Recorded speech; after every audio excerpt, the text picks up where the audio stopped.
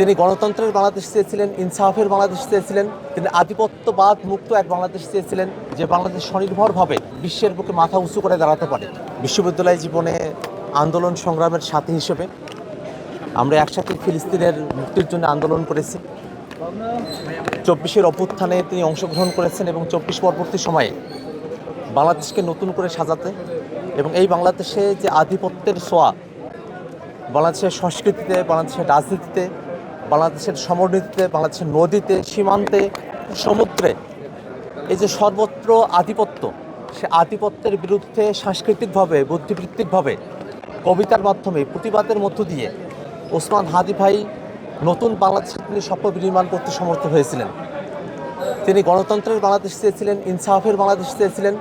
তিনি আধিপত্যবাদ মুক্ত এক বাংলাদেশ চেয়েছিলেন, যে বাংলাদেশ স্বনির্ভরভাবে বিশ্বের বুকে মাথা উঁচু করে দাঁড়াতে পারে। তার সেই স্বপ্নের সঙ্গে বাংলাদেশের মানুষের একত্রিত হয়েছিল। সেটাকে পতিত ফেসিবাদীরা তারা সহ্য করতে পারে নাই। তারা বাংলাদেশ থেকে পালিয়ে গেছে, কিন্তু সেই ভারতের মাটিতে বসেই তারা ওসমান হাদি ভাইকে খুন করার পরিকল্পনা করেছে এবং বাংলাদেশে তারা একটা চক্রের মধ্য দিয়ে ওসমান হাদি ভাইকে সরাসরি গুলি নিক্ষেপ করেছে। ভাইকে তারা হত্যা করেছে। আমাদের ভাই শহীদ হয়েছেন। ওসমান হাদি ভাই যে স্বপ্ন দেখেছিলেন, সেই স্বপ্নের জন্য তিনি শহীদ হয়েছেন। সেই সোনার বাংলাদেশ, সেই নতুন বাংলাদেশ, ইনসাফের বাংলাদেশ, সেটা যেন আমরা গঠন করতে পারি। আজকের জানাজার নামাজ থেকে আমরা সেই শপথই গ্রহণ করছি। ওসমান হাদি ভাইয়ের মরদেহ কবরে শায়িত করে কবরে মাটি দিয়ে সেই হাত নিয়ে আপনাদের কাছে উপস্থিত হয়েছে। সেই কবরের তাজা মাটি আমাদের হাতে লেগে আছে এখনও। সেই মাটির শপথ, ওসমান হাদি ভাইয়ের জানাজায় এত মানুষের সমাগম হয়েছিল, সে সব মানুষের শপথ।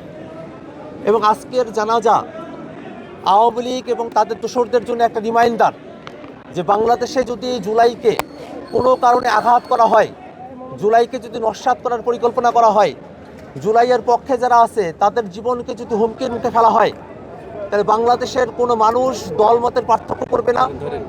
বাংলাদেশের সকল দলের মানুষ, ফেসিবাদ বিরোধী সকল মানুষ, সকল ছাত্র সংগঠন, আপামর জনতা, তারা সকলে একযোগে তারা রাজপথে নেমে আসবে। আজকের জানাজার মধ্য দিয়ে সেটা আবারও প্রমাণিত হয়েছে। আজকে জুলাই আমাদের কাছে আবারও ধরা দিয়েছে। আমরা আল্লাহর কাছে দোয়া করি, আল্লাহ রাব্বুল আলামিন যেন ওসমান হাদি ভাইকে কবুল করেন এবং ওসমান হাদি ভাই যে জুলাইয়ের বাংলাদেশের স্বপ্ন দেখতেন, ইনসাফের বাংলাদেশের স্বপ্ন দেখতেন, সেই জুলাইকে যেন আমরা হাদি ভাইয়ের শাহাদাতের মধ্য দিয়ে পরিপূর্ণ করতে পারি।